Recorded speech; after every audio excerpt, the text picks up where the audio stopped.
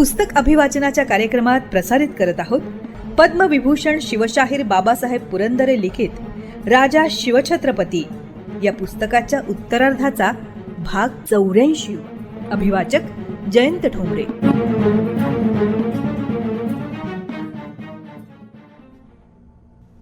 पुन्हा एकदा बहादूर खान. महाराज सर्वत्र विजयी होत होते, पण जंजिऱ्याच्या सिद्धी काही त्यांच्यानं अटपत नव्हता. जंजिरा किल्ला अथांग दर्यात असल्यामुळं त्यांच्या एकी एल्गार कारिगार होईना. काय करावं? मोठं दुखणं जन्मापासूनच जडलं होतं. महाराजांच्या एकी यत्नात कसूर नव्हती. आणखी एक यत्न त्यांनी सुरू केला. जंजिऱ्याच्या समोर राजापुरीच्या खाडीच्या तोंडावर एक बेट होतं. बेटाचं नाव कासा. महाराजांनी हे बेट आपल्या आरमारामार्फत कब्जात घेतलं आणि बंदोबस्ताखाली तिथे किल्ला बांधाव्यास प्रारंभ केला. राजापुरीच्या उरावरी दुसरी राजापुरी राजानं बसवण्याचा चंग बांधला. पद्मदुर्गाचे बांधकाम हापशांच्या माऱ्यात चालू ठेवणं ही काय सोपी गोष्ट झाली? या बाबतीत महाराज स्वतः किती तत्पर होते याचं एक उदाहरण पहा. पद्मदुर्गाच्या संरक्षणासाठी महाराजांनी स्वराज्याचा सागराध्यक्ष दर्या सारंग आणि दौलत खान यांना तातडीने हुकूम पाठवले की ताबडतोब आरमार घेऊन पद्मदुर्गाच्या कुमकेस या. आरमार सतत पद्मदुर्गाभोवती दर्यात राहावयाचे, म्हणजे त्यावर भरपूर धान्य आणि पैसा हवाच. म्हणून पंतप्रधानांनी ताबडतोब प्रभावळीचे सुभेदार जिवाजी विनायक यांच्या नावाने वार्ता धाडल्या. आरमारासाठी अमुक इतकी रक्कम आणि अमुक इतके धान्य सरकारी कोठ्यातून देण्याची कामगिरी आता जिवाजी पंतांची. परंतु जिवाजी पंतांकडून हे काम काही झालं नाही. काय अडचण आली कोण जाणे. धान्य आणि पैका ताबडतोब हवा होता आणि तो मुळी पावला नाही. दर्या सारंगाने महाराजांकडे कळवले की वरातीप्रमाणे धान्य आणि पैका जिवाजी पंतांकडनं आम्हास पावत नाही. आणि मग महाराज भयंकर खवळले. काय आहे ही नादानी? तिकडे पद्मदुर्गावर आपली माणसे सिद्ध्यांच्या गोळागोळीला तोंड देत काम करीत असताना त्यांना तातडीने कुमक रवाना होत नाही. आरमार अद्याप रवाना झालेला नाही. काय पोरखेळ मांडलाय हा? सुभेदारापाशी धान्य पैका नाही, ही गोष्ट कशी शक्य आहे? बस, ही सारी जिवाजी पंतांची दप्तर दिरंगाई आहे. महाराज भयंकर चिडले आणि त्यांनी ताबडतोब एक झणझणीत पत्र जिवाजी पंतास रवाना केलं. तो दिवस होता 18 जानेवारी 1675. ते पत्र असं: राजश्री जिवाजी विनायक सुभेदार मामले प्रभावळी प्रति राजश्री शिवाजीराजे दंडवत. दौलत खान आणि दर्या सारंग यासी ऐवज आणि गला राजश्री मोरोपंत यांनी वराता सुबे मजकुरावरी दिधल्या, त्यास तुम्ही काही पावले नाही म्हणून कळू आले. यावरून अजब वाटले की ऐसे नादान थोडे असतील. याला म्हणजे दर्या सारंगास ऐवज कुठेतरी खजाना रसद पाठविल्या मजरा होईल म्हणत असाल, तरी पद्मदुर्ग बसवून राजापुरीच्या उरावरी दुसरी राजापुरी केली आहे. त्यांची मदत व्हावी. पाणी फाटी आदीवरून सामान पावावे. या कामास आरमार बेगीने पावावे. ते घडले नाही. पद्मदुर्ग हपशी फौजा चौफेर जेर करत असतील आणि तुम्ही ऐवज न पाठवून आरमार खोळंबून पाडाल. एवढी हरामखोरी तुम्ही कराल आणि रसद पाठवून मजरा करू म्हणाल, त्यावरी साहेब रिचतील की काय? ही गोष्ट घडायची तरी होय. न कळे की हापशियांनी काही देऊन आपले चाकर तुम्हास केले असतील. त्याकरता ऐसी बुद्धी केली असेल, तरी येशा चाकरास ठीके ठीक केले पाहिजे. ब्राह्मण म्हणून कोण मुलाहिजा करू पाहतो? या उपरी तरी त्याला ऐवज आणि गला राजश्री मोरोपंती देवीला असे तो खजाना रसद पावल्याहून अधिक जाणून तेणेप्रमाणे अदा करणे, की ते तुमची फिर्याद न करीत व त्यांचे पोटास पावून आरमार घेऊन पद्मदुर्गाचे मदतीस राहत ते करणे. या उपरी बोभाट आलियापरी तुमचा मुलाहिजा करणार नाही. गनिमांचे चाकर गनिम झालेस, ऐसे जाणून बरा नतीजा तुम्हास पावेल. ताकीद असे. रवाना. स्वराज्यातील एका बड्या पदाधिकाऱ्याची ही हजेरी असे. यावरून महाराजांच्या स्वभावाची, कर्तव्यदक्षतेची आणि उद्दिष्टांची आणि दराऱ्याची कल्पना आपल्या सगळ्यांना आलीच असेल. हा राजा असा होता आणि म्हणूनच स्वराज्यातील सानथोर अधिकारी दक्षतेने कारभार करीत होते. पद्मदुर्ग सिद्धीशी झुंज देत देत तयार झाला. किल्लेदारी सुभानजी मोहिते यास देण्यात आली. याच महिन्यात जानेवारी 1675 मध्ये महाराजांनी आदिलशाही विरुद्ध आघाडी उघडली. त्यांनी स्वतःही या मोहिमेत जाण्याचा मनसुबा मुकर्रर केला. पण प्रथम दत्ताजीपंत मंत्री यांना 3000 स्वारांसह कोल्हापूर प्रांतात रवाना केले. अण्णाजींनाही पुन्हा फोंड्यावर जाण्याचा हुकूम दिला. दत्ताजीपंतांनी कोल्हापुरास 1500 होन आणि गारगोटी जवळच्या सोन गावातून 500 होनांची खंडणी घेऊन पुढे कूच केले. अण्णाजी फोंड्याकडे निघाले. पन्हाळा स्वराज्यात होता, पण कोल्हापूर नव्हते. हा सर्व प्रदेश महाराज घेणार होतेच. जंजिऱ्याच्या सिद्धीविरुद्ध कडाक्याने झुंज सुरू केली होती. दारूचा प्रचंड स्फोट होऊन सिद्दी कासिम आणि खैरियत यांनी पूर्वीच दंडा राजपुरी काबीज केली होती. ती परत जिंकण्यासाठी मराठी सैन्याचा वेढा जोरात चालू होता. स्वतः मोहिमेवर निघण्यापूर्वी महाराजांनी एक कौटुंबिक कार्य पार पाडले. संभाजीराजांची मुंज करण्यात आली. तो दिवस होता 4 फेब्रुवारी 1675. संभाजीराजांचे लग्न पूर्वीच झाले होते. मुंज झाल्यावर मोहिमेवर निघायचे. एवढ्यात मोगलांची वळवळ सुरू झाली. कल्याण भिवंडीवर मोगलांनी धाड घातली आणि त्यांनी घरे पेटवली. त्यात कित्येक खोज्यांची घरेही जळाली. पण ताबडतोब मराठी सेना कल्याणात आली. मोगल पसार झाले. परंतु मोगल सुभा बहादूर खान हा मोठी चढाई करणार अशी चिन्हे महाराजांना दिसू लागली. महाराजांनी तर फोंडा आणि कारवारवर चढाई करायची जय्यत तयारी केलेली होती. अण्णाजींना पुढे रवानाही केलं होतं. पण इकडे मोगल उठला. आता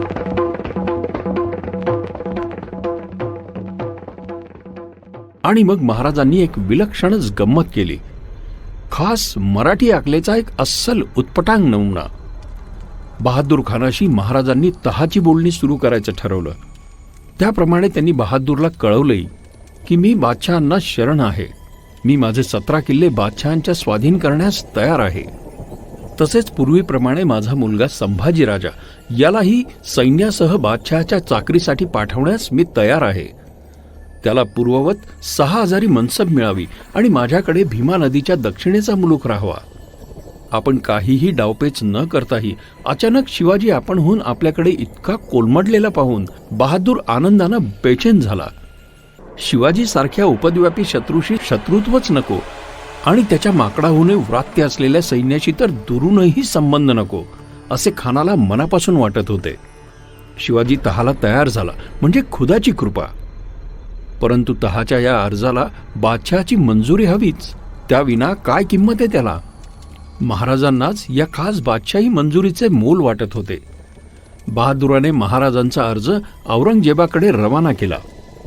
महाराजांना खात्री होती की हा आपला अर्ज औरंगजेबाकडे पोहोचायला आणि मंजुरीचे फरमान यायला अजून एकूण 3 मास जरूर हवेत. कारण यावेळी औरंगजेब हा दूर पंजाबात होता. तोपर्यंत कोल्हापूर, फोंडा आणि कारवार काबीज करून घ्यावं. या 3 महिन्यात बहादूर गप्प बसेल आणि विजापूरकरांनाही मोगल मराठे मैत्रीचा धाक बसेल असा अचूक अंदाज करूनच त्यांनी खानाला आणि औरंगजेबालाही केवढी हुलकावणी दिली ती पहा. महाराजांचा अर्ज दिल्लीला गेला. बहादूर खान पेडगावात आपल्या अफाट यशाचे सप्तरंगी स्वप्न रंगवीत बसला आणि महाराज फोंड्याकडे जाण्यासाठी रायगडावरून निघाले. हा काळ होता मार्च 1675चा प्रारंभ. तिथूनच ते राजापुरास आले. राजापुराहून त्यांनी 40 लहान गलबत वेंगुर्ल्याकडे रवाना केली आणि स्वतः कुडाळकडे कूच केले. त्यात त्यांच्याबरोबर 15,000 घोडेस्वार, 14,000 पायदळ आणि 10,000 मजूर होते. राजापुरास इंग्रजांनी महाराजांना नजराणा देऊन 200 होन अर्पण केले. मराठ्यांनी याच वेळी मार्चच्या अखेर कोल्हापूर जिंकलं. महाराज कुडाळहून फोंड्यास गेले आणि त्यांनी लगेच फोंड्याच्या किल्ल्याला वेढा घातला. हा किल्ला भुईकोट होता. पावसाळा जवळ आला होता आणि धो धो कोकणी पावसातही फोंड्याचा वेढा चालवण्याचा महाराजांनी निश्चय केला होता. किल्लेदाराचं नाव होतं मोहम्मद खान. किल्ल्यात कशीबशी 4 महिन्यांपुरती रसद होती. विजापूरहून कुमक येण्याची आशाच नव्हती. लढाईला तोंड लागले होते. मोहम्मद खान काही भित्रा नव्हता. पहिल्या 10 दिवसात महाराजांनी 4दा सुरुंग लावले. त्यांनी किल्ल्याला तटापासून 12 हातावर संरक्षण भिंत बांधली होती. मराठी सैन्य त्या भिंतीच्या आश्रयानं मारा करीत होते. मोहम्मद खानानं त्या भिंतीला काही सुरुंग लावले. आतापर्यंत उभयपक्षी बरेच लोक ठार झाले होते. फोंड्याहून जवळच गोवेकर पोर्तुगीजांनी राजाच्या कुरापती काढण्याचा यत्न केला. पण लगेच त्यांनी बंद करून तटस्थता ठेवली, कारण भांडण महागात पडेल असे त्यांना स्पष्ट दिसलं. ते राजाला फार भीत होते. तरी पण फोंड्याला गोवेकर फिरंगी चोरटी मदत करीतच होते. एकदा अन्नसामुग्रीची 10 शिबाडं फिरंग्यांकडनं फोंड्याला जात होती. मराठ्यांनी ती पकडली. महाराजांनी फिरंग्यांना जाब विचारला. तेव्हा त्यांनी कानावर हात ठेवले. आमचा त्या मालाशी काहीही संबंध नाही असा त्यांनी जबाब दिला. अर्थात मग सर्व माल मराठ्यांनी जप्त केला. याच वेळी मराठ्यांनी मोठी लूट राजापुढे आणून ठेवली. महाराजांचं सैन्य अफाट होते. धनधान्यालाही तोटा नव्हता. त्या मानाने फोंड्यातील मोहम्मद खानापाशी काहीच नव्हतं.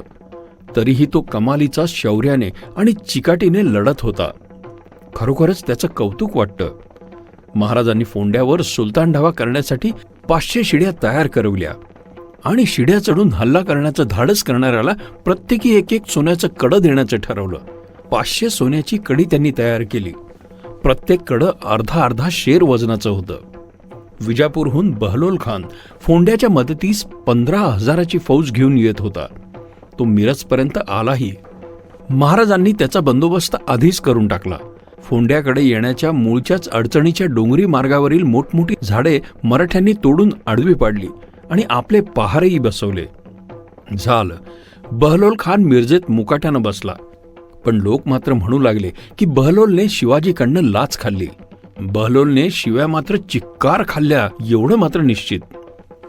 अन अखेर मराठी फौजा फोंड्यात घुसल्या. साऱ्या विजापुरी फौजेची कत्तल उडाली. खासा मोहम्मद खान कैद झाला. फोंडा फत्ते झाला.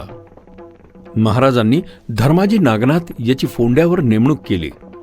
महाराजांनी लगेच अंकोला, शिवेश्वर, काद्रा आणि खुद्द कारवार या भागावर सोसाट्याने चाल केली आणि भराभर सगळा भाग काबीज केला. कारवार जिंकण्याची त्यांची फार दिवसांची मनीषा पूर्ण झाली. कारवार मराठी राज्यात आले. त्यानंतर महाराज रायगडास निघाले. दक्षिणेची सर्व मोहीम फत्ते झाली. फिरंगी, सिद्धी, मुंबईकर इंग्रज या तिघांच्या लहान लहान सत्तास्थळांशिवाय बाकीचा कोकण किनारा स्वराज्यात आला. स्वारी यशस्वी झाली आणि महाराज रायगडास आले. तो काळ होता 15 जून 1675चा.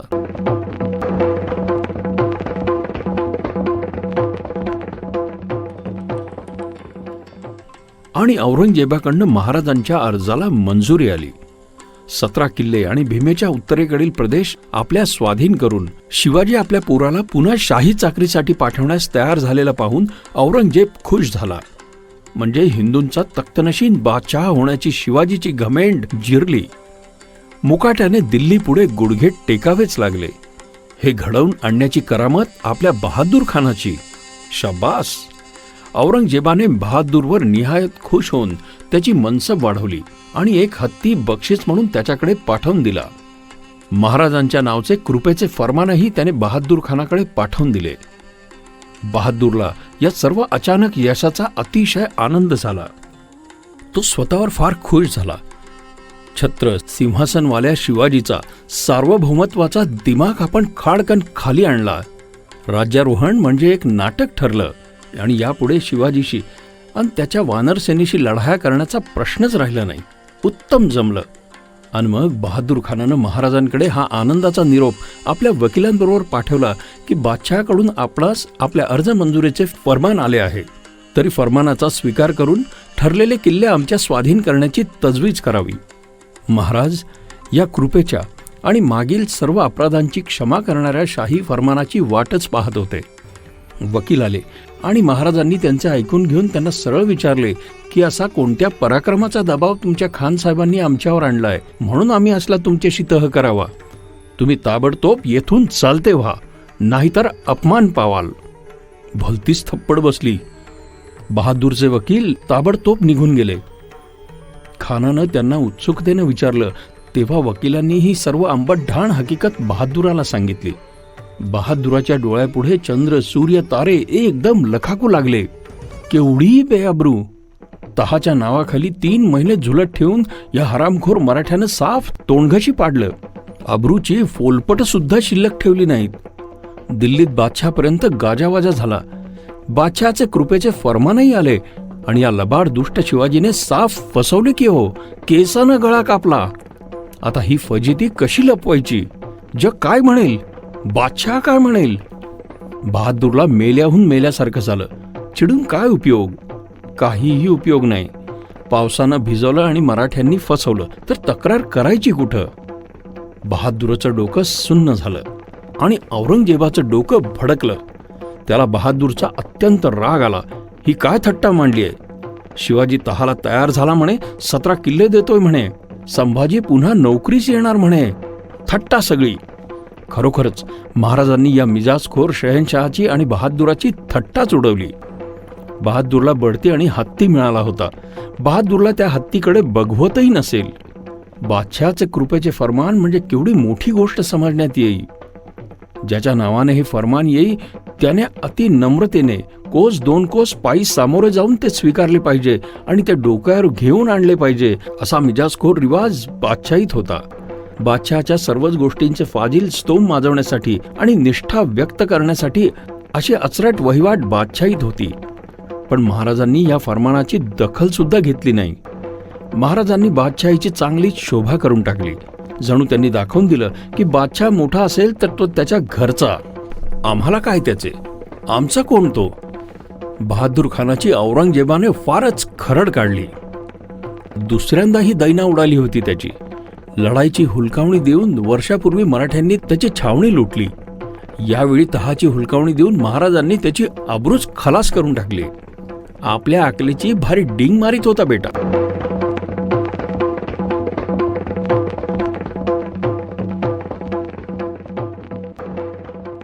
श्रोते हो, पद्मविभूषण शिवशाहीर बाबासाहेब पुरंदरे लिखित राजा शिवछत्रपती या पुस्तकाच्या उत्तरार्धाच्या अभिवाचनाचा भाग 84 आज आपण ऐकलात.